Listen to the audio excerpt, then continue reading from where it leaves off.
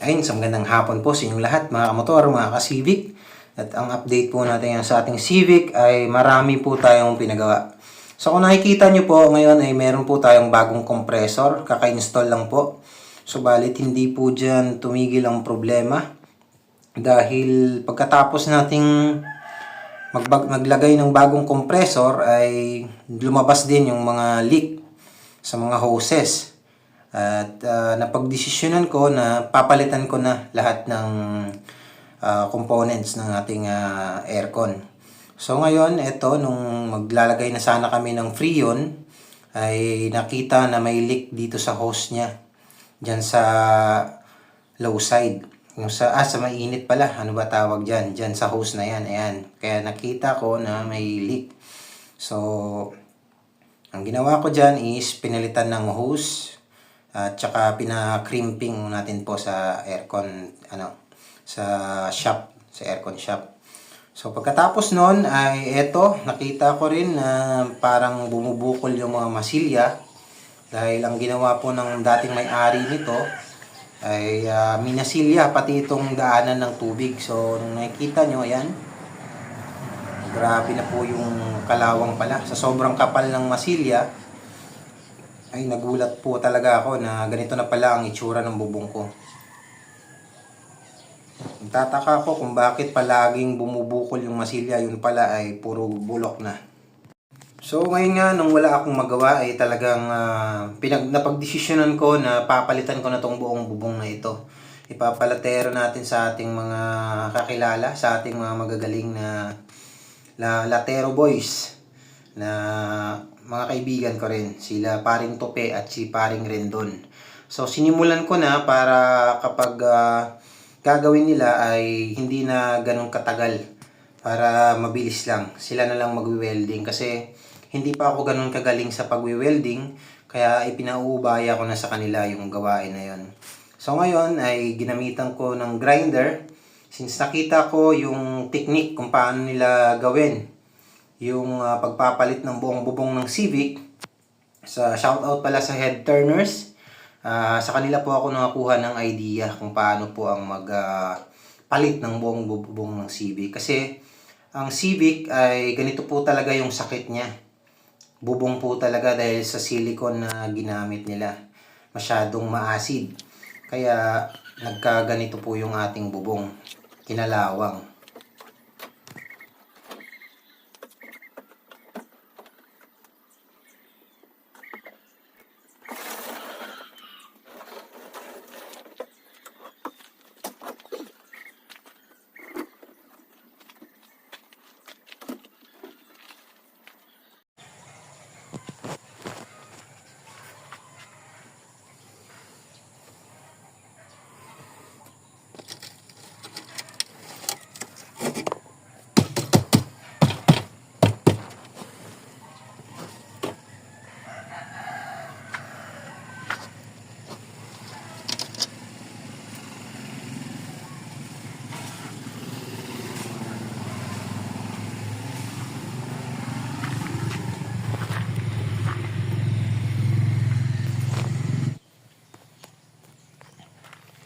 Bagong condenser, bagong evaporator.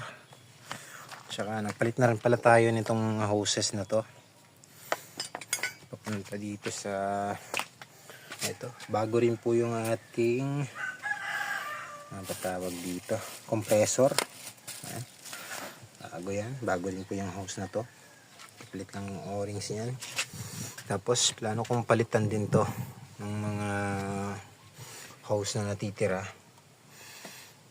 Ewan ko kung magkano yung magagastos ko pa dito. So ayan, dito sa Civic. Saka ito nga pala yung bubong natin na binaklas. Ayan, ito pa yung bubong natin ngayon. Kakatapos ko lang na malinis. Ayan, para salpakan ng bagong lata. Ayan. Kasi dati ito, yung ginawa nung nagpintura sa dating may-ari is minasilya pati ito. Itong daanan ng moldings. So kinalawang siya. Ayan. Tsaka ito, yung sa salamin. Kala ko nga durog na to eh. So mabuti na lang at hindi naman. So okay pa siya. So sa linggo ay papalatero ko po siya. Ayan. Ako lang po nag-grinder niyan kanina. Tinabas ko. So shoutout nga pala sa head turners. Nakakuha ako ng idea. Ayan. So ngayon tatanggalin ko naman yung evaporator. Para sa linggo is magsasalpak na lang. Ayan. Dito Civic. Ayun po, binaklas na natin yung ating evaporator. Siya yung ating fan. Ayan. So tingnan nyo naman. Napakadumi na ng evaporator natin. So ngayon lang po kasi ito nabuksan. Since nabili natin nung siguro may 4 na taon na ngayon sa ating sasakyan na to. So ngayon lang natin siya nabuksan. At kung sa nakikita nyo, ayun nga yung itsura ng evaporator natin. Napakadumi na. So umorder ako ng bagong evaporator. So itong bagong expansion valve. So kayang dukutin pala tong evaporator ng Civic. So ayun, dinukot ko lang siya. Ilan lang naman yung tornilyo niya. Ayan. Yan lang po yung mga tornilyo na kailangan tanggalin. Hindi po kasama itong maliliit na to. Hindi po ito kasama. Ayan. Tapos ito, tatanggalin natin tong parang bakal na to. Siyempre, unang-una, tatanggalin natin yung parang compartment dito. So, 2 tornilyo lang yan sa ilalim. Na 8 yung yabe na gagamitin. Tapos, yun, unahin yung babaklasin is yung fan niya mismo. Itong buo, pwede nyo nang baklasin. Buong fan. Ayan. So, tornilyo lang naman yan is dito, isa dito, isa dito, tapos isa dito. Ayan, tapos isa dito. Ayun lang, 4 na tornilyo yan. Tapos, 5 pala. Ito pa pala yung isa. So, may 5 tornilyo yan na G's. Tapos, dito naman sa evaporator is 2 tornilyo lang yung tinanggal ko. Isang G's. Tapos, tama, 2 G's. Ayan, 2 G's. Ayan. So, bubuksan ko na rin itong evaporator para mailagay yung bagong bili nating evaporator. Ayun, basic lang naman pala. So nilinis ko na rin kasi napakadumi talaga. At saka siyempre tatanggalin natin itong mga sakit. Ayan, tinanggal din natin yung kanyang ECU. Yung ECU. So napakadali lang naman tanggalin yan. Gis na yabe lang din. Ayan, dyan lang muna. So lilinisin ko muna tong evaporator saka yung fan. Ayun so napansin natin na basa ng langis dito banda sa evaporator niya. So sa tingin ko dito tumagas kasi biglang nawala yung lamig.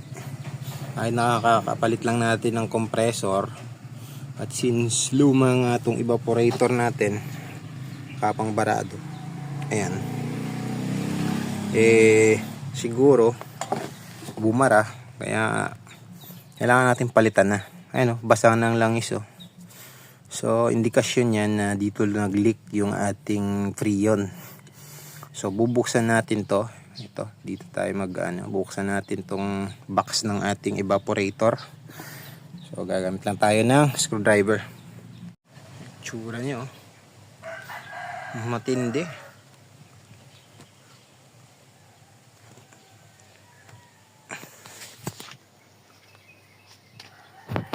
Ngayon isasalpak na natin yung fan dito sa bago nating condenser. Ayan. So yung fan natin hindi pa natin napalitan. Kasi okay pa naman siya. Saka meron tayong reserva dito na maliit na fan. Ayan. So 2 yung fan natin back to back. Para kahit nakatigil yung sasakyan is malamig pa rin siya. Ayan. So kakabit na muna natin to. At ayun na nga sa hindi inaasahan ay marami pa palang bulok akong nakita dito sa ating Civic.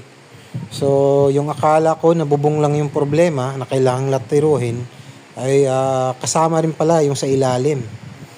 Ayan. So kailangan rin natin na ipalatero ito kasi nadurog na dahil hindi natin tumakita kasi nasa ilalim siya ng dashboard at salamin. So nakikita natin na kailangan din palang tanggalin pati yung ating dashboard. So ayan, tinanggal na rin namin yung dashboard para ma-welding lahat o para maayos itong mga bulok na lalapatan ng salamin. Ayan. So kinontrata ko na rin yung ito ang ating aircon mechanic, si paring Johnny. Ano kada pre, hatol pre, haman nagmakarara pre. Ha? Naman gimbuta ka na makarara. May tagas dun ay. Kaya gimbuta ka makaron. Bukon anang sensor dayara. Okay. Kaya may makaron. Ay paalin da to atong atong iputos karon. Daya man pero baka na to nit i-rotate o kaya i-bersil. Kalay brand. Tapos lang. Yago vlog ra. Nagasikat gali. Atong mga mga master latero. Paring Tupi at si paring Rindon. Labrador. Ating tagatanggal ng salamin. Master of the Glass. Jerwin Alvarez. Gorilla.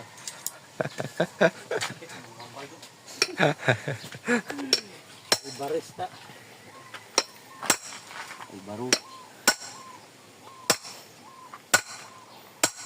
Baldado. Civic Baldado.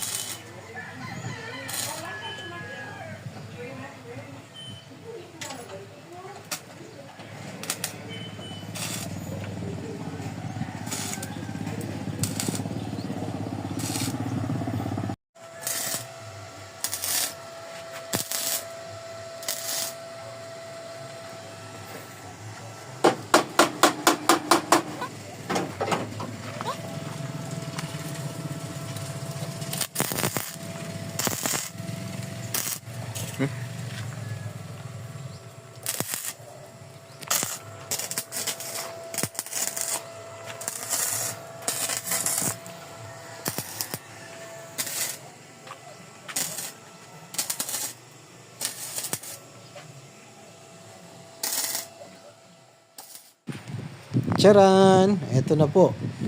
Hindi ko na na-videohan kung paano natin na i-welding ito.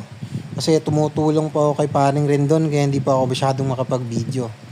So ayun, nasukat na or tapos na yung ating bubong. Ngayon naman po ay sinusukatan na ni paring Rendon itong lalapatan ng salamin. So eto nga, ganun lang kabilis. Ayun na siya. Pero halos 8 araw rin po na welding po yung nalatero yung ginawa namin dito kasi pinagawa ko sa kanya lahat ng mga kailangang laterohin pati yung sa ilalim na rin pinagawa ko na lang din sa kanya. So lahat dyan under chassis, andyan sa ilalim ng salamin, lahat ng bulok at eto nga pala nagpalit din tayo ng belt. Lahat ng belt ay pinalitan na rin natin, accessory belt para hindi tayo kabahan sa daan kapag naputulan tayo ng belt kasi simula nung nabili ko po itong sasakyan na ito ay hindi pa po napalitan ng belt. Ayan, so talagang sabi ko ay isang gastusan na lang para isang gawaan na lang din since dahil ngayon mahal yung gasolina, so okay lang din na ipagawa muna natin yung sasakyan dahil hindi pa naman tayo makaalis-alis dahil sa mahal nga ng gasolina. So ayan, at ang dami kong natutunan ngayon sa sasakyan na to kung paano magpalit ng belt, kung paano i-adjust yung mga tensioner, at kung paano higpitan yung mga belt. So ngayon naman, nandito naman tayo at ibabalik na nga natin yung mga aircon parts at saka yung dashboard para maibalik na rin natin sa dati yung ating sasakyan. So inaayos ko na nga rin pala dyan yung mga wirings. Yung mga hindi kailangang wirings ay tinanggal ko na dahil maraming abubot na nilagay dati yung may-ari. So tinanggal ko na lahat ng hindi naman gumagana, lalo na yung mga wirings na wala namang connection ay tinanggal na rin natin para hindi na magulo sa pagbabalik ng ating dashboard. So ayun, babalik na ni paring Johnny. At halos 2 linggo rin po na nakatambay itong ating Civic. Pero hindi po tuloy-tuloy ang gawa ng ating mga mekaniko kasi meron po silang kanya-kanyang mga trabaho sa Southwest Tours. So ngayon lang po ay kinukontrata ko lang sila tuwing day off, since ngayon naman ay kada linggo lang din naman, so 2 araw lang na ginawa yung aircon. Pero yung latero ay 8 araw na ginawa ng ating latero na si Paring Rindon. Si Paring Tope kasi medyo malayo. So, si Paring Rindon gumawa ng mga 8 araw. Tapos niya lahat yung latero. Bubong, flooring, basta lahat ng latero na makikita ay na bulok ay talagang nilatero namin para wala nang sakit sa ulo itong ating Civic. So, marami man ang gastos pero iniisip ko na lang ay parang naghulog lang ako ng sasakyan na 2 hulog. Dahil kahit papaano kapag naayos natin tong mga sira ng ating Civic ay tiyak ko naman na hindi na ito ganoon ka magpapagastos sa atin. At natutuwa ako na halos naging smooth lang naman lahat. At saka yung mga kaunting problema ay nasusolusyonan naman. So ayun, medyo magastos lang dahil maraming piyesa ang kailangang bilhin. Subalit talaga namang worth it. Ayun. At saka dito nga pala sa paglagay namin ng salamin ay hindi na ako umorder ng moldings. Kasi napakamahal pala ng moldings niya. Itong Civic sa harap at likod. So nung nag-i-inquire ako is umaabot ng 12,000 ang moldings pa lang. So sabi ko baka pwede naman na wala ng moldings. At ang sabi naman ng ating installer ng ating salamin na si Paring Jerwin ay okay daw iyon. Kasi may posibilidad na mag-crack pa yung moldings at doon pa dumaan yung tubig or doon pa mag-leak. Kaya mas maganda na puro Secaplex na lang yung gagamitin. At ang kinalabasan naman ay talaga namang mas natuwa pa ako nung wala siyang moldings kaysa sa yung may molding siya. So ayun, nakikita natin na unti-unti nang nabubuo yung ating kotse. At ito na ang finished product. Hindi ko nga lang nalinisan siya. Ayan. So kanina is nagpintura ako ng kanyang mga pangilalim, lahat. Ayan. Kabilaan, lahat ng ilalim nito is talagang inayos talaga namin. Ayan, pininturahan ko yan lahat. Tapos bumili rin ako kanina ng bagong speaker para dito sa likod. Ayan. Bumili tayo ng Pioneer kasi nung nilalatero siya is talagang hindi maiwasan na naapakan yung speaker, kaya pinalitan na lang natin kasi basag na yung tunog niya. So ngayon napakaganda ng tunog. So, ito po yung interior ng ating Civic. Inayos po natin lahat ng bulok, mapa-flooring man, bubong. Ayan, kung nakikita nyo, ayan yung dashboard na ang daming kalawang. Tapos nag-install pala ako ng ilaw dito sa kanyang dashboard. Ayan.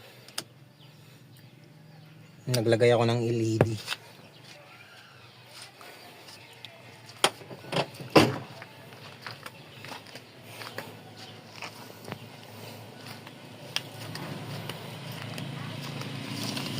Nakapintura lahat yan.